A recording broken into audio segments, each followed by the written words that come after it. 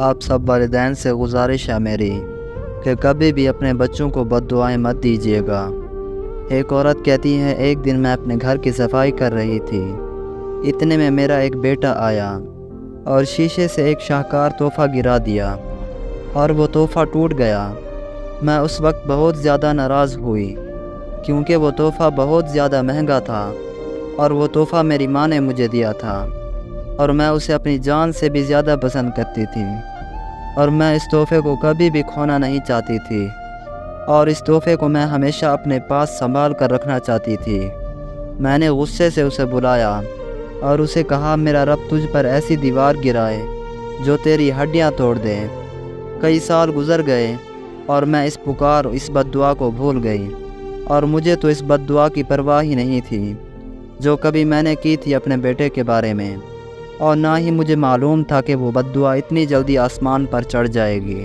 میرا بیٹا اپنے بہن اور بھائیوں کے ساتھ پلا بڑا تھا اور وہ میرے دل میں میرے بیٹوں میں سے سب سے زیادہ پیارا تھا۔ وہ مجھے اتنا پیارا تھا کہ میں اس کو ہوا لگنے سے بھی ڈرتی تھی۔ وہ میرے لیے اپنے بہن اور بھائیوں میں سے سب سے زیادہ نیک تھا۔ اس نے ایک اچھی تعلیم حاصل کی، پھر اس کے بعد اس نے گریجویشن کیا اور اس کے بعد اس نے ملازمت حاصل کی۔ ان سب کے بعد میں اس کے لیے بیوی تلاش کر رہی تھی۔ اس کے والد کی ایک پرانی عمارت تھی اور وہ اسے گرا کر دوبارہ تعمیر کرنا چاہتے تھے۔ میرا بیٹا اپنے والد کے ساتھ عمارت کی طرف گیا اور مزدور کام کرنے کی تیاری کر رہے تھے، اور اپنے کام کے دوران میرا بیٹا اپنے والد سے دور چلا گیا اور اس مزدور نے اسے نوٹس نہیں کیا تو دیوار اس پر گر گئی۔ میرا بیٹا چیخا، پھر اس کے بعد اس کی آواز گم ہو گئی، ایک دم سے غائب ہو گئی۔ مزدور کام کرتے کرتے رک گئے اور سب پریشان اور خوف زدہ ہو گئے۔ انہوں نے بڑی مشکل سے اس سے دیوار ہٹائی اور اتنے میں ایمبولینس بھی آ گئی۔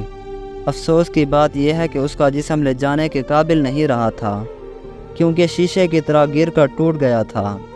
دونوں نے اسے بڑی مشکل سے اٹھایا اور جب اس کے والد نے مجھے خبر کی تو میں بے ہوش ہو گئی، اور جب مجھے ہوش آیا تو گویا اللہ تعالیٰ نے میری آنکھوں کے سامنے وہ گھڑی بحال کر دی جس میں نے بچپن میں کئی سال پہلے اس کے لیے بد دعا کی تھی، اور مجھے وہ بد دعا یاد آ گئی اور میں روتی رہی اور بہت زیادہ روتی رہی، یہاں تک کہ میں دوبارہ بے ہوش ہو گئی اور میں اپنے ہوش و آواز کھو بیٹھی۔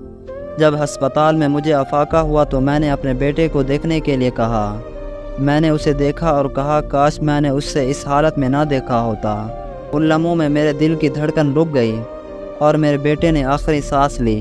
میں نے روتے ہوئے کہا کہ کاش وہ دوبارہ زندہ ہو جائے، گھر کے تمام فن پاروں کو توڑ دے، بس میں اسے کچھ نہ کہوں۔